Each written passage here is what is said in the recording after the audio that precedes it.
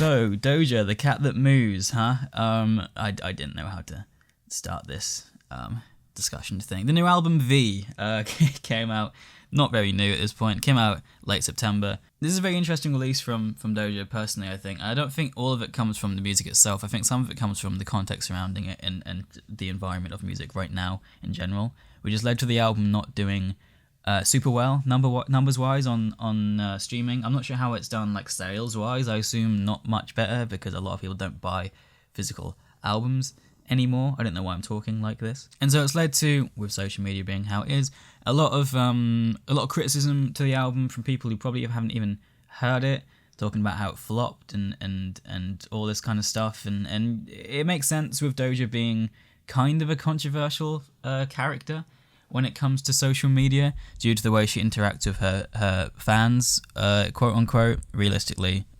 stans who are strange in terms of their relationship with artists. This album comes after her last album from a couple years ago, being Scarlet, which itself had a lot of controversy and weird rollout behind it, prefaced by her making tweets talking about how all her albums beforehand were awful and that this was like the first good one, really, which upset a lot of her fans who enjoyed those albums, which kind of makes sense. And then there was controversy with, I believe, the album cover being accidentally, if we believe how it all came together, the person who made it just copying another well-known piece of art, and then something to do with her partner at the time had a lot of people criticizing due to, I don't even know what, so I didn't really want to get into any of that because sounds like it was serious, but then I don't know enough about it, so I'm not going to pretend that it was. But as a result, Scarlet was an album which I really enjoyed as a full listen. I am yet to go back to it and re-listen to it, though, to be honest. And I only say that because I know that when a lot of songs come out or come up on my shuffle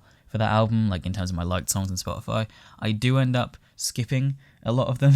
But I do know that when I first listened to it, I did really enjoy it as a full cohesive project. I think I really appreciated the unapologetic I am me to the album, which I think really resonated with me in terms of the time of my life I was at. With a lot of people criticizing her for, like I said, the music she made in the past and her opinions on it and her love life and how she just generally conducted herself. And so the general vibe of that album really seemed to kind of reflect that. With songs like Agora Hills being like a personal favorite of mine from that album, due just how unapologetically it's just like, look, this is how I show my love. If you have a problem with that, get fucked. And I really liked that. Now moving on to V, I'll be honest with you, on the rollout for this album, I had no real excitement or expectation for this album at all. I wasn't really even looking forward to it coming out, despite what I said about enjoying Scarlet. I think because enough time had passed, I realised that I enjoyed it, but I wasn't in love with it like I thought it was in the first release. And I'll be honest with you, my expectations for the album were low and went in. I had a conflicting relationship with this album pre-release due to Jealous Type, the first single from the album as far as I can understand. For some reason bugging on my Spotify, so it had 30 plays when I had not even listened to it once, meaning that I had to remove it from my taste profiles to not fuck up Spotify Wrapped for the end of the year. Which means that I, out of just complete stubbornness, refused to listen to the song for ages, which I definitely regret because now the album is out and I've listened to it, I love the song. And to be honest with you, that's generally my sentiment with this album in general, just that I really enjoy it, and I wish people would give it a chance, I think is generally my thoughts. The album came out around a time, it wasn't too far off from Taylor's release, and obviously there's a lot of other big pop stars at the moment, specifically female pop stars, obviously like Sabrina Carpenter and I was going to say, Chappell Rowan and Olivia Rodrigo, but they're not really releasing anything at the moment. But regardless, Doja Cat is in that weird spot where a lot of artists seem to be right now, where she's big and she's huge, but she's not the big thing, and so she's not fallen off at in any sense of the word, but at the same time, she's not the biggest thing on the planet like she maybe could be. Similar to Dua Lipa, where they're huge and they're really big if you talk to the right people. And I think a lot of people were disappointed with this album, I think due to the fact that it didn't break any ground. And I guess when you're in that part of your career, and if your fan base is really rooting for you to become the size of Sabrina Carpenter where she is right now, they want you to kind of come out the gate swinging with a groundbreaking record-breaking piece of music, and I don't think that's fair. V is definitely a change of sound from Doja. Like, I've personally listened to the Pink album and Scarlet. I have not yet got to Planet Her. I didn't really like the Pink album. I know it's not called that. I can't remember what it's called right now. And I've already explained my thoughts on Scarlet. So Doja Cat was an artist who I definitely respected and I definitely liked a lot of the music of, but I wasn't like a huge fan of. But V is the first album from her which I've really, really loved and has grown on me quite a lot on repeat listens, which I didn't expect due to a lot of the, like I said, the online discussion around the album and just generally the people around me not being that huge on it. It's about a 49-minute album, so it's not necessarily short by any means. I usually class a short album about 30 minutes and an hour as like the average. Okay, this is not long, but this is like any more than this, you need to kind of justify your staying power. So it's a good length. As mentioned, Jealous Type, which is the second song of the album, I really love. And I was surprised by how much I liked it. Amen grabbed me as soon as I heard the fucking Knight Rider sample from the beginning. And as much as that energy doesn't like keep up throughout the entire song, that like the high energy that like it grabs you with, it doesn't lower much, to be honest with you. And I think Amen is a great song. And to be honest with you, I could say that with all of these songs. Like, I really enjoy all of them. I obviously have highlights, like as I said, Jealous Type and Amen. Gorgeous is a highlight for me. Silly Fun was one I specifically like kind of immediately like remembered because of the funny title, but then it's just really fun. I will say something which I think is interesting is that my partner listened to this song with me, to be fair, in one ear on a coach at low volume, and she thought it was K-pop at first because she couldn't really understand what Doja was saying at the beginning of the song, which I guess could represent, I guess, her performance style, but I don't mind that. I honestly think that's something that sets her apart from other artists. I think the fact that she can have fun with her performance and her delivery style and change between lines, and she can sing really well and rap really well in a way that doesn't feel wrong as much as if that sounds silly. Sometimes artists can do both. When they try and do one, it's definitely like not the thing they're good at. And I think Scarlet was definitely her trying to show, I am a rapper, I can rap, watch. And I think maybe it felt like she had like a slight disdain for the idea that people thought she was a singer and a singer only. And so it is nice to see her come back to the fact that she can sing extremely well on a lot of these songs. And I don't know what to say. I just really like this project. I think people should listen to it. That's all I have to say, really. There are no songs of this project which I dislike. There are definitely ones of which I haven't listened to as much. But, you know, it's a 15-song album. I listen to a lot of albums and a lot of songs nowadays. You know, some aren't going to stick out as much. But I can guarantee every time I click one, give it a few seconds, I'll go, oh yeah, it's this one. I like this one. If I had to pick a least favourite, I guess, or at least one that stands out the least to me, it's probably Take Me Dancing featuring SZA, which the fact that, you know, it has a feature on and doesn't stick out a ton to me is something which is maybe worth mentioning. It's definitely good though, and I wouldn't say they work badly together. I just think it's not anything that stands out to me, which when it's your only feature on an album, I feel like that should be easier to stand out than not, if that makes sense. The general vibe and theme of this album seems to be about wanting to be loved and her kind of feelings about relationships and you know what a relationship should be, or just what she wants and how she feels about it, which is definitely an interesting move after Scarlet, where it seemed like a lot of the controversy with that was that she was with someone and she was like very unapologetically like showing that to the world and being like, yes, be mad. So I guess it's kind of, I guess just on a human level, it's kind of a shame. I guess that didn't work out, or maybe this is written from maybe she is still with that person. This is written from a place of like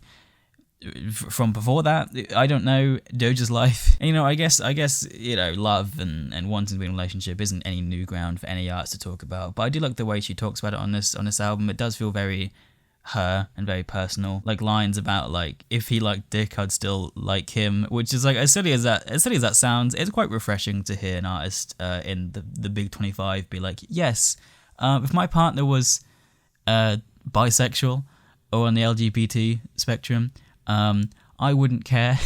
Part of that is definitely from the fact that I'm so used to so many fucking artists nowadays being subtly homophobic or toxic masculinity or being like, I'm not homophobic, but if I diss you, there will be bars about how you're gay in them. So I guess, take that with a grain of salt. It's not like yes, well done. It should be like a huge thing. But it does make sense to come from her that like she's so secure with herself, as she should be, as anyone should be, that like having a bisexual partner doesn't matter. But generally, just what I would say about this album is that it's fun. It shows off a lot of what she can do in terms of her vocals, in terms of the instrumentals she can work with. They're not, it's not like one instrumental's trap and the other's jazz or whatever. They all have a general, cohesive sound, which is what an album, should be. But they all, vary in terms of like, energy and tone and they all work. This is one of those albums, one of those rare albums, which is why I want to talk about it. Which is how I realised I wanted to talk about it, where any of the songs could come on shuffle and I wouldn't want to skip them. Like, it's a no-skip album for me, and I think that is rare. And due to, like I said, the general kind of conversations happening about the record and about Doja right now, because, the singles didn't do as what they were hoping, or, the album in general hasn't really been in the zeitgeist that much, I want to talk about I love it, and if that is the only thing that's keeping you from listening to it because some fucking rando on Twitter was like, oh, but it didn't sell as much as Sabrina, listen to it. Give it a chance if you have the time. If you any of you is curious to listen to it for any reason, maybe you like some of Doja's older albums. I would say if you like Scarlet, this isn't really anything Scarlet vibe. But if you like her older stuff, if you like just fun music, if you like feeling a bit happy with some lovey undertones, then listen to it. It's not a long project. Try it. You don't have to, but that's my thoughts. That's what this video is about. I am interested to see where she goes from here. And I hope that it isn't bad. Not in terms of the music. Obviously, it would be nice if the album is good. But we've seen a lot of discussion recently about, I think it was Halsey, who said about how she released an album and the numbers were good, but they weren't as good as her previous projects, which had gone super viral, and as a result, her record label are not letting her release an album. And that is just, unfortunately, the circumstances with a lot of artists being on these labels where everything is money-oriented, and if they give you a high budget, they're going to want that back. And it sucks. That shouldn't be how music is. Unfortunately, that is, at the moment, how it is. Hopefully we can stop that. I say we. I don't know how me listening to music on Spotify is going to stop anything. But hopefully that can change soon. But my point being is that, like, hopefully this isn't what happens to Doja. Because this is a good project. I think it does show off a lot of her skills. Her performances around the album in terms of, like, live performances on shows promoting it have been very high energy. You can tell that she really cares about the project, which is nice. And I'm glad that she seems like a person who, like, doesn't get ruined by online criticism, at least on the surface. I'm sure her clapping back to fans is partly because she's bothered, but like hopefully the discussions around this album aren't gonna ruin her love for it and aren't gonna like derail what she wants to do with music much, because I want to hear more from her, like, much more than I ever have. I want to go back to Planet Her now. Scarlet I really enjoyed. The deluxes were fine. I don't know why there was 3 of them. This is the first project where I've been like, oh my god, this is great, I want more. And I really hope that numbers don't control everything and we do get more from her, and it is what she wants. And I hope that this album does better. I know that numbers don't matter, it doesn't affect me if an album does well or not, but it's always nice to see that something you enjoy is being enjoyed and doesn't bomb. I guess that's just how I feel, as someone who's been doing YouTube for like fucking 10 years, and cares too much about my own numbers. So yeah, that's generally everything I have to say about this. If you're curious, listen to it. If this has made you curious, listen to it. Go ahead. It's not a super long album, but at the same time, it is an album. So if it takes too much time out of your day, completely valid. I would think that there's at least one song on there that you'll enjoy. I'm not under any illusion that this is like mind-blowing stuff. This is like genre defining or groundbreaking. I say that word a lot in these videos. I need to stop that. Like, this isn't gonna make you rethink music. This isn't gonna be the best thing ever. Maybe you find it too poppy, or maybe you think it's not the vibe of music you like, and that's completely fine. But I like it. I love it. It's one of my favorite albums of the year, and hopefully, like I said, if you're curious to listen to it and there's anything holding you back, just because people have been highly negative, which is generally how online discussions around music and art especially music tends to go nowadays. Hopefully this can give you the push to listen to it, and hopefully you'll enjoy it. Generally, if I push you to listen to it and you hate it, then I'll feel bad. Generally, but yeah, that's all I want to say about this album. Go listen to it.